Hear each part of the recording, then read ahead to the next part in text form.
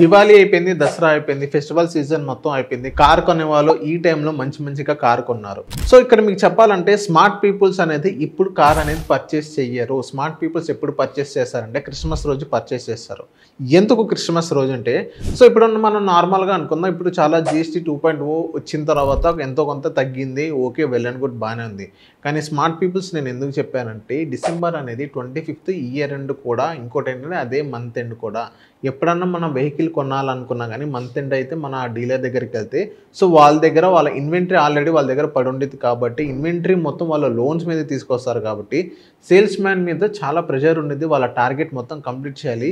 So చాలా pressure ఉంది కాబట్టి చాలామంది ఏం చేస్తారు, డిసెంబర్ 25th రోజున వాళ్ళు కార్ అనేది పర్చేస్ చేయడం జరుగుతుంది.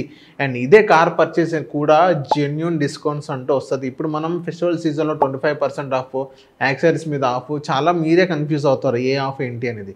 కానీ డిసెంబర్ 25th కనుక మనం చూసుకున్నట్లయితే, ఎవరన్నా బార్గెనింగ్ స్కిల్స్, నెగోషియేషన్ స్కిల్స్ ఎవరన్నా ఎక్కువ ఉంటే అప్పుడు మీరు డీలర్ దగ్గరికి వెళ్ళండి, షోరూమ్ దగ్గరికి వెళ్ళండి, నెగోషియేషన్స్ మీ స్కిల్స్ ఎక్కడుందో మీరు అక్కడ చూపించండి. సో మీకు మ్యాక్స్ టు మ్యాక్స్ మీకు 2 lakhs వరకు మ్యాక్సిమం మీకు డిస్కౌంట్ వస్తుంది డిసెంబర్ 25th. జస్ట్ ఒకసారి ట్రై చేయండి, మీకు ఒక మంచి డిస్కౌంట్ వస్తుంది. అండ్ మీరు ఏ కార్ కొనాలనుకున్నారో కింద కమెంట్ చేయండి.